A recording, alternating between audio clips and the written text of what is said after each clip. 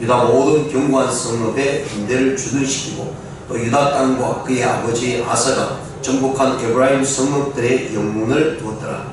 여호와께서 여호사밧과 함께 하셨으니 이는 그가 그의 조상 다윗의 처음 길로 행하여 바알들에게 구하지 아니하고 오직 그의 아버지의 하나님께 구하며 그의 계명을 행하고 이스라엘의 행위를 따르지 아니하였습니다. 그러므로 여호와께서 나라를 그의 손에서 견고하게 하시니 유다 무리가 여호사밧에게 예물을 드렸으므로 그가 부귀와 영광을 크게 떨쳤더라. 그가 전심으로 여호와의 길을 걸어 산당들과 아세라 목상들도 유다에서 제거하였더라. 그가 왕 위에 있은 지 3년에 그의 방백들 벤하일과 오바다와 스가랴와 느다넬과 미가야를 보내어 유다 여러 성읍에 가서 가르치게 하고 또 그들과 함께 레위 사람 스마야와 느다냐와 스바냐와 아사헬과 스미라목과 여호나단과 아도니야와 도비야와 도바도니야 등 레위 사람들을 보내고 또 저희와 함께 제사장 엘리사마와 여호람을 보내었더니 그들이 여호와의 율법책을 가지고 유다에서 가르치되 그 모든 유다 성읍들로 두루 다니며 백성들을 가르쳤더라. 아멘. 오늘 이 말씀을 가지고요, 여호사밧의 개혁이라는 제목으로 말씀을 생각해보는 시간을 갖겠습니다. 오늘 17장 전체는 여호사밧의 통치 초기에 시행되었던 제1차, 2차 개혁에 대해서 기록해 주고 있습니다. 전기 초에 이루었던 그의 개혁은요, 국방적인 대외적인 모습도 나타나고 그리고 그것이 를 통해서 내부적인 교육과 하나님의 말씀의 율법을 가르치는 또 사법제도를 가르치는 그런 모습으로 개혁해 나가고 있는 것을 볼 수 있습니다.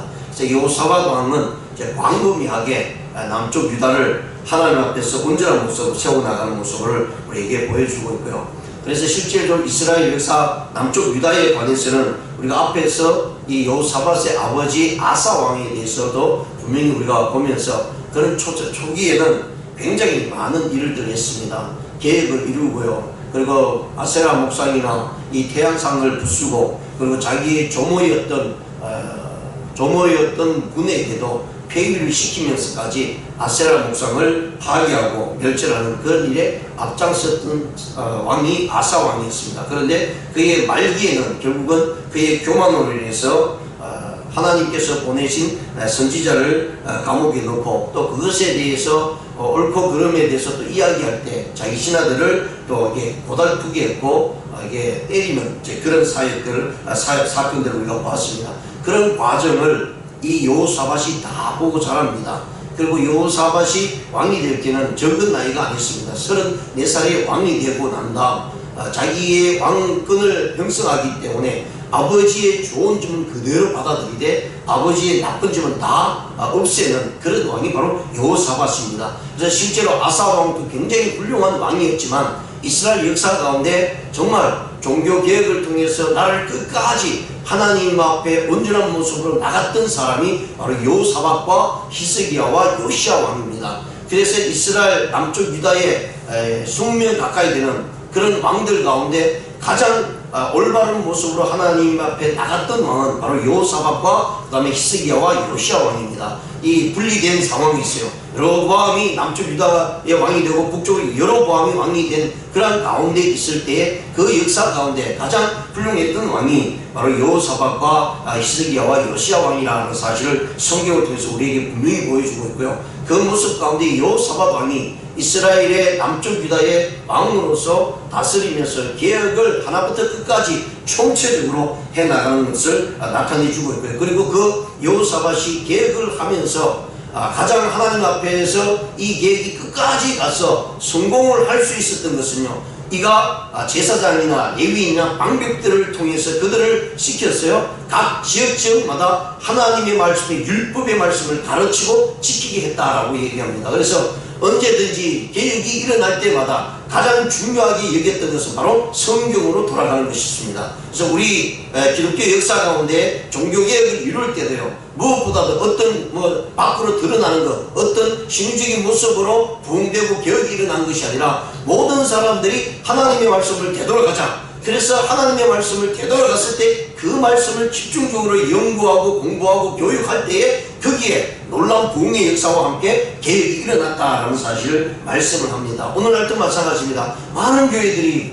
하나님 앞에서 부흥을 이루기를 원합니다. 그런데 부흥을 이루기를 원하면서요, 수많은 사역과 수많은 일들을 행합니다. 그럼에도 불구하고 하나님의 말씀으로 되돌아가자, 즉 말씀을 연구하고 교육하는 일에 굉장히 등한시한다는 거예요. 그렇게 되면은 그 어떤 것을 이룬다 할지라도요, 우리가 으쌰으쌰 싸우고 힘을 내서 서로 연합해서 뭔가를 이루고 운동을 한다고 해서 이루어지는 것이 아니라 말씀을 되돌아가서 그 말씀을 배우고 공부하고 연구하고 교육받을 때 거기에서 진짜 살아계신 하나님의 말씀이 우리의 마음을 감동시키고 움직여서 우리의 삶에 잘못된 것을 지적하고 잘못된 것을 고쳐나가게 할 때에 거기에 참된 부흥의 역사가 일어난다라는 사실을 여호사밧을 통해서 우리에게 보여주고 있는 것을 이 말씀을 통해서 깨달을 수가 있습니다. 그렇습니다. 오늘날 우리가 많은 것을 통해서 교회를 부흥을 일으키기를 원합니다. 근데 실질적으로 그 부흥은 무엇을 얘기하냐면 대부분의 많은, 저희 역시 마찬가지입니다. 대부분의 많은 사람들이 숫자적인 면에, 교회가 눈으로 보이는 큰 면에 그래야만 그것이 부흥된 줄 알고 생각하면서 그것을 위해서 여러가지 많은 방법을 사용하다 보니까 정말 성경적인 모습으로 나가는 것이 아니라 세상적인 방법을 통해서 사람을 동원하고요, 세상적인 방법을 통해서 사람과의 관계를 맺고, 그래서 어떻게 하든 교회의 숫자를 늘리겠다 이런 마음을 가지고 한다면 그건 하나님 앞에 죄악된 모습이죠. 그러나 정말 마음을 다해서 하나님 저 영혼을 사랑합니다, 저 영혼을 보내주십시오 라는 마음을 가지고 기도하고 하나님의 말씀을 통해서 우리 자신들을 올바로 나타낼 때 하나님께서는 그것을 보시고요, 내 옆에서 드러나는 외적인 부분들을 이루어 나가고 있다는 사실을 말씀을 합니다. 그래서 수많은 종교개혁가들이 처음에는 정말 계획을 이루기 위해서요, 부흥을 이루기 위해서 마음을 다했습니다. 그러나 끝까지 가지 못했던 것은 말씀을 붙들고 그 말씀을 통해서 가르치고 교육을 통해서 끝까지 나가지 못했기 때문에 실패한 일들이 많이 있었다라는 사실을 우리에게 보여줍니다. 그래서 이 여호사밧은요, 17장 18장, 19장, 20장까지 여호사밧의 내용들이 나옵니다. 그러니까 이 정도의 장수를 채우면서 나왔다는 것은 그 여호사밧이 얼마나 훌륭한 왕이었던가를 우리에게 보여주고 있는 내용입니다. 그래서 아사에 이어서 유다 왕이 되었던 이 여호사밧은 왕권을 확립하고요, 그리고 그 왕권을 통해서 무엇보다도 하나님 앞에서 온 백성이 나가서 말씀과 율법을 통해서 함께 예배하고요, 그리고 자기들이 가지고 있던 수많은 우상들을 타파하는 데 앞장섰습니다. 왜냐하면 아사 왕이 말년에는 그의 통치 속에서요, 하나님을 의지하지 않았지 않습니까? 사람을 의지하고 군대를 의지하고 이방 나라를 의지함으로 인해서요, 결국은 다시 그 전에 계획을 이루었던 우상의 모습들이 계속해서 일어나기 시작합니다. 그리고 전반적으로 이스라엘 남쪽 유다 역시 마찬가지로 이미 앞에서 르호보암이나 아비야 나름대로 열심히 하려고 했지만 우상이 그들 위에 이게 만연하게 있었기 때문에 아사 왕이 계획을 했음에도 불구하고 그걸 완전히 뿌리채 뽑지 못한 상태에서 마지막 부분에 하나님 앞에서 하나님을 의지하지 못한 것으로 인해서 그 우상이 또 평안하게 있었던 모습이었습니다. 그런 가운데 여호사밧이 왕이 된 다음에요, 이는 처음부터 끝까지 그리고 전반적인 전체적인 모습과 함께 개인적인 우상 숭배까지도 이 여호사밧이 계획을 이루어 나갈 때에 이스라엘 전체가 하나님 앞에 나갈 수 있었다는 사실을 분명히 말씀을 해주고 있습니다. 그래서 오늘 본 말씀을 통해서요, 1절에서 2절에는 왕권 수립과 군사 정책에 대해서 이야기를 해주고 있고요, 3절과 6절에서는 여호사밧이 1차 계획을 합니다. 그리고 7절에서 9절에서는 2차 계획을 하는 모습을 우리가 살펴보게 됩니다. 먼저 1절과 2절에 보시면 왕권 수립과 군사 정책에 대해서 나오고 있는데요, 아사의 아들 여호사밧이 대신하여 왕이 되어 스스로 강하게 하여 이스라엘을 방어하되 라고 말씀합니다. 앞에서 아버지 아사 왕이 행했던 모습을 보았습니다. 마지막에 그의 모습은 정말 참으로 하나님으로부터 징계를 받을 수밖에 없는 모습으로 나타났습니다. 왜냐하면 우상을 타파하는 일에 그쳤고요, 그리고 무엇보다도 어려움이 왔을 때 북쪽 이스라엘의 아사 왕이 침략을 하려고 준비하고 내려올 때에 아사 왕은 하나님 앞에 나가서 하나님의 도움을 요구한 것이 아니라 이방인들, 이방 나라를 아람의 베나단을 끄집어들여서 그와 대치하게 만들고요. 결국은 그 속에서요 하나님을 의지하지 않고 사람을 의지했고, 그 다음에 사람의 군대를 의지함으로 인해서 아사 왕은 그의 모든 사직에 있어서요 마지막 부분에 얼마나 잘못된 모습으로 나타났던가를 이야기합니다. 그 모습을 본 이 여호사밧 왕이 제일 먼저 국력을 세우는데요, 다른 이웃의 힘을 빌리지 않습니다. 오직 자기의 힘을 강하게 함으로 인해서 군사력을 넓히고요, 그리고 그 군사를 통해서 자기들이 빼앗았던 그 성읍들을 튼튼하게 하는 그런 모습으로 나타내주고 있는 것을 우리가 살펴보게 됩니다. 그리고 그런 가운데 이 남쪽 유다에서 지금까지 앞에서 수많은 왕들이 군대를 형성하면서 병력을 늘려갔지만, 이 여호사밧은요 이 군대를 형성하면서 강력한 군대를 만들어 나가는데 자그마치 그 남쪽 유다만 해도요 병력이 얼마냐면 116만 명이었습니다. 어마어마한 숫자죠. 남쪽 유다라고 얼마 크지도 않은데 거기에서 116만 명이라 되는 군사력을 가질 때에 그 어떤 누구도 그 나라를 넘어보지 못했습니다. 그리고 그 숫자도 중요하지만 무엇보다도 여호사밧이 전적으로 하나님을 의지할 때 위에 있던 북쪽 이스라엘이 그때 왕은 누구냐면 아합왕이었습니다. 아합이 어떤 왕이었습니까? 북쪽 이스라엘의 아주 우상을 승인, 바알을 승인 대표적인 왕이었고요. 그의 아내 이세벨은요 선지자들 죽이는 일에 앞장섰던 것이고, 그리고 군사적으로도 만만치 않은 나라였습니다. 그런데도 불구하고 남쪽 유다의 여호사밧 왕이 다스릴 때는 그 누구도 침공하지 못했다라는 사실을 말씀을 해주고 있습니다. 그래서 여호사밧은 국력을 강하게 하는 일에 스스로 강하게 하겠다라고 하는 것은요 하나님께 주신 기은혜를 가지고요 이렇게 헛된 생각을 가지지 않고 튼튼한 모습으로 나아갈 때에 하나님께서는 북쪽 이스라엘을 방어할 뿐만 아니라 주위에 있는 이방인들도 감히 넘보지 못하는 나라로 세워나갔다는 얘기입니다. 정말 믿음을 가지고 하나님 앞에 온전히 서기만 하면요 우리의 외적인 문제는 하나님께서 강한 손으로 우리를 붙드시고 있다는 사실을 말씀을 해주고 있습니다. 이절에 보시면 유다 모든 경호한 성읍에 군대를 주둔시키고 또 유다 땅과 그의 아버지 아사가 정복한 에브라임 성읍들에 또 영문을 두었더라. 여기서 영문을 두었다는 것은 군대에 한 대대나 이 정도 되는데요 장교와 사령관을 두면서요 튼튼하게 했다는 얘기입니다. 그러니까 각 성마다 많은 숫자가 필요하죠. 한 성을 지키기 위해서는 많은 숫자가 필요합니다. 그런데 모든 여러 성에마다 그 성들이 하나도 소홀히 하지 않고 튼튼하게 해두었다는 얘기는 다른 이방이나 다른 사람을 의지하지 않고 하나님을 의지하면서요 하나님께 주신 은혜 가운데 강력한 힘으로 나라를 다스리는 모습으로 나타나고 있다는 사실을 말씀을 해주고 있습니다. 자, 그러고 난 다음 외적으로 국력을 강하게 함으로 인해서요 내적으로 이제 종교개혁을 이루어 나갑니다.